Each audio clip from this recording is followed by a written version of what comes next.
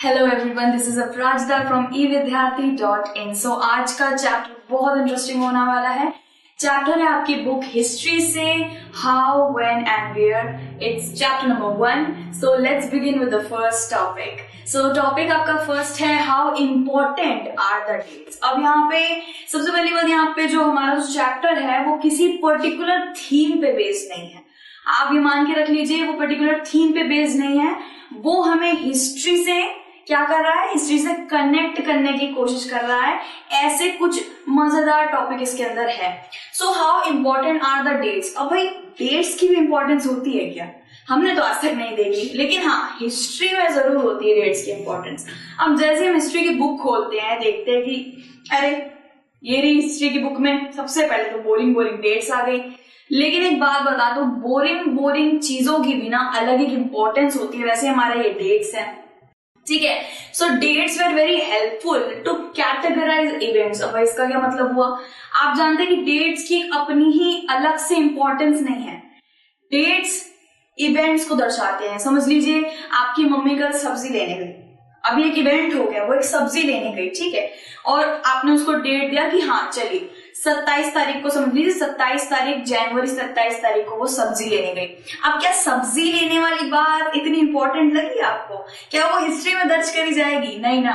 अब जैसे कि हम जानते हैं कि बहुत से युद्ध लड़े गए थे भाई, भीषण युद्ध लड़े गए थे। राजपूतों में, मुगलों में इतने युद्ध हमारे इंडिया ने भी लड़े हैं, प्लस बहुत से अलग अलग देशों में भी युद्ध लड़े गए हैं। हिस्ट्री में तो होता रहता था। हिस्ट्री में जो हमें इतने इवेंट्स मिलते हैं वो कैसे याद रखते हैं? वो डेट से याद रखते हैं। तो जैसे कि हम देख सकते हैं पार्टीशन हुआ था भाई, इंडिया पाकिस्तान के बीच पार्टीशन हुआ था, तो वो कैसे हमें पता चलेगा? वो भी डेट्स के जरिए पता चलेगा।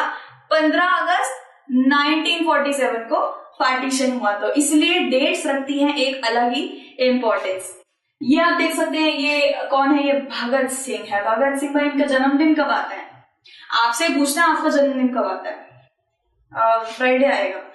क्या पता चल जाएगा फ्राइडे कौन सा फ्राइडे, कौन से मंथ का फ्राइडे? अगर आप बोलेंगे कि मेरा जन्मदिन 27 अक्टूबर को आता है, तो वो इंसान आपके घर 27 अक्टूबर को ही टपक जाएगा, ठीक है, वो आपके यहाँ पार्टी लेने पहुंच जाएगा। सो वैसे इनका बर्थडे 23 सितंबर 1907 में पैदा हुए थे। इससे हमें पता चलता है कि इनका बर्थडे इस डेट पे है। यहाँ पे हम देखते हैं, यहाँ पे बहुत अच्छी सी एक पिक्चर दे रखी है लिप्टन टीज की। भाई आप जानते हैं लिप्टन ग्रीन टी बनाता है, आपको इंडिया में कौन नहीं पीता लिप्टन, और इंडिया का ही ब्रांड है ये। सो लिप्टन टीज कब पब्लिश हुए थे भाई? ये लोग कब लॉन्च हुए थे? ये लोग कब बाजार में आए थे? लोगों ने कब खरीद रहे थे? अलग अलग डेट अलग अलग इवेंट्स को मिलती रहती है, ठीक है। नेक्स्ट पे आते हैं, date can help examine facts about particular dynasty और inauguration of thing.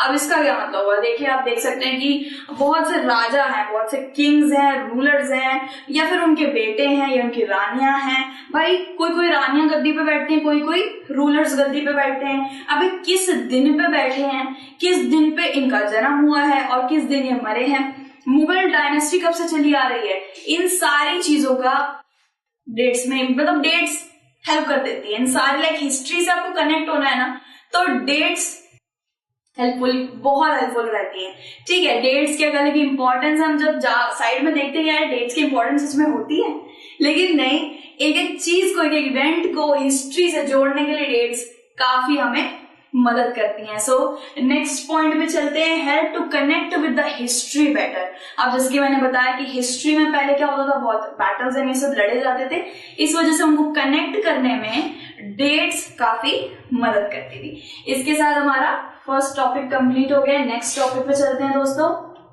Which dates. अगर मैं आपको बोलूं कि मैं कल ना मेकअप ब्रशेस खरीद के लेके आई थी, या फिर मैं ना अपने भाई के लिए बहुत बड़ा रेसिंग कार खरीद के आई थी, चलो ये हिस्ट्री की बुक में डाल दो। ये कहीं से भी आपको लगा कि रेलेवेंट है? कहीं से भी आपको लगा कि इम्पोर्टेंस ही रखता है? नहीं ना। सो एक पर्टिकुलर इवेंट की इम्पोर्टेंस ही पता चलती है। लाइक कि अगर समझ लीजिए मैं बात करूं 15 अगस्त की बात करूं, भाई वो तो इम्पोर्टेंट है, बिल्कुल इम्पोर्टेंट है, और उसको डेट दिया गया है, उसको हिस्ट्री में हमारा एक अलग से स्थान दिया गया है। तो डेट की भी इंपॉर्टेंस होती है इवेंट्स के ऊपर लेके, लाइक इवेंट क्या इवेंट है उसी के हिसाब से डेट्स को जाना जाता है, ठीक है। सो नेक्स्ट पॉइंट आप देख रहे हैं, all the other dates give an account of governor and king ruled in India। ये मैंने आपको बता दिया कि जो किंग हमारे यहाँ पे रूल करके गए हैं उनकी डायनेस्टी क्या क्या थी, ये हमें पता रहता है, लेकिन कब आई, उनके बेटे कब से राज करने लगे, उनकी डेथ कब हुई। सो ये सारी चीजों का डेट्स, विच डेट्स मतलब कि कौन सी महत्वपूर्ण डेट्स। सो जो हिस्ट्री में जितने भी हुए हैं Mughal rule and all those things, so वो इम्पोर्टेंस ही अपने रखते हैं। So first governor general Warren Hastings and history ended up with Lord Mountbatten. अब आप जानते हैं कि ब्रिटिशर्स के राज में ये गवर्नर्स ही रहते थे भाई, गवर्नर जनरल, वाइसरॉय, ये सब रहते थे। यहाँ पे आप देख सकते हैं ये है वॉरेन हेस्टिंग्स, ये लोग समझ लीजिए पब्लिश हुए थे, अपना जो राज है उसको पब्लिश कर रहे थे कब, 1777 से, ये समझ सकते हैं आप, जनरल की गद्दी पे बैठ गए थे वॉरेन हेस्टिंग्स। तो आपको अगर आप हाउ व्हेन एंड वेयर जो चैप्टर है उसमें पूरा ये सब ही लिखा हुआ है कि भाई ये जनरल कब बैठा, ये गवर्नर कब बैठा, कब कहां से कहां तक, तो इन सब के ऊपर ही पूरे के पूरे इस चैप्टर में बेस्ड लिखा हुआ है। अब पहले वॉरेन हेस्टिंग्स पहले फर्स्ट गवर्नर बने, फिर लाइटन, रिपन, कर्जन, लॉरेंस और डेलहाउसी, और फिर लास्ट में आ जाते हैं लॉर्ड माउंटबैटन। तो इतने सारे गवर्नर्स थे और उनकी अलग अलग एक हिस्टोरिकल डेट्स, इवेंट्स, ये सब रखने में ये पूरा चैप्टर निकल गया था, ठीक है। और फिर dates are no important of their own but because of the events that are connected with them, ठीक है। इसका क्या मतलब हुआ कि डेट्स की अपनी कोई अलग से पहचान नहीं है। अब 26 जनवरी क्या ऐसे डेट्स कुछ भी बोल दिया भाई, उसके पीछे क्या डेट, मतलब उसके पीछे क्या इवेंट है, क्या इवेंट है उसके पीछे भाई। 26 जनवरी रिपब्लिक डे, उस दिन हमारा संविधान बना था, तो क्या आ गया यहाँ पे, आ गया इवेंट के पीछे डेट है, मतलब कि इवेंट देखा जाएगा पहले कि क्या क्या हुआ था उस वक्त पे, उसके बाद डेट को एक इंपॉर्टेंस दी जाएगी। सो इसी के साथ विच डेट्स, कौन सी डेट्स इंपॉर्टेंस ये रखती है, उनके पीछे का इवेंट देखकर ही पता करा जाता है कि कौन सी डेट को इंपॉर्टेंस देना है। इसी के साथ हमारा ये वाला पूरा टॉपिक खत्म हो चुका है। नेक्स्ट टॉपिक पे बढ़ते हैं। मेन टॉपिक है हाउ डू वी पीरियोडाइज। इसका फर्स्ट पॉइंट पढ़ते हैं जेम्स मिल 1870 के टाइम पे भारत में थे, वो एक ब्रिटिशर थे, साथ ही साथ इकोनॉमिस्ट भी थे और फिलोसोफर भी थे। उन्होंने क्या करा, उन्होंने पब्लिश करी 3 वॉल्यूम्स ऑफ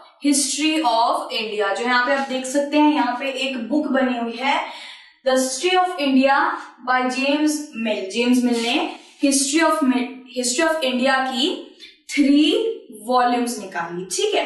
अब जैसे कि इसमें काफी ज्यादा बताया जाता है हमारे इंडिया के बारे में, ब्रिटिशर्स ने बहुत ही बहुत ही नीची होती नहीं है सोच रखी थी उन लोगों ने कि हमारे हिंदू भाई, हमारे मुसलमान भाई लड़ते रहते हैं।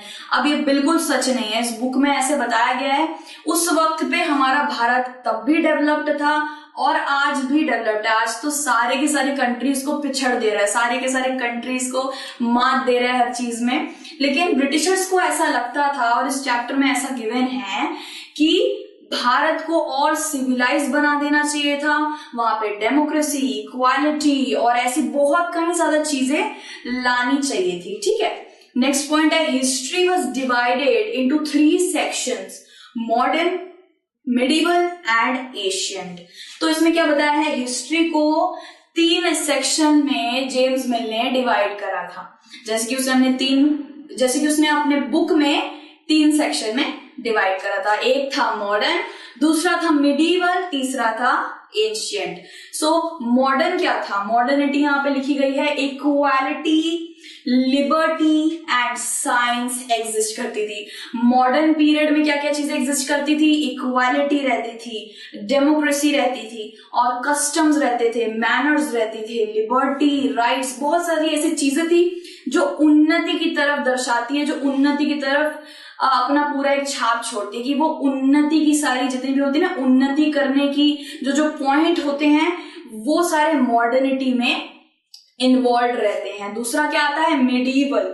मिडीवल है features of modern era doesn't exist, मतलब कि मॉडर्निटी में क्या क्या था, इक्वालिटी थी, लिबर्टी थी, साइंस थी, ये सारी चीजें मिडीवल में नहीं थी। ठीक है, यहाँ पे आप सोच रहे हैं कि एंशियंट भी तो तीसरा पार्ट है, एंशियंट भी तो है जिसमें डिवीजन में आया है मॉडर्न, मिडीवल एंड एंशियंट। सो आप सोच रहे होंगे कि एंशियंट क्यों नहीं है।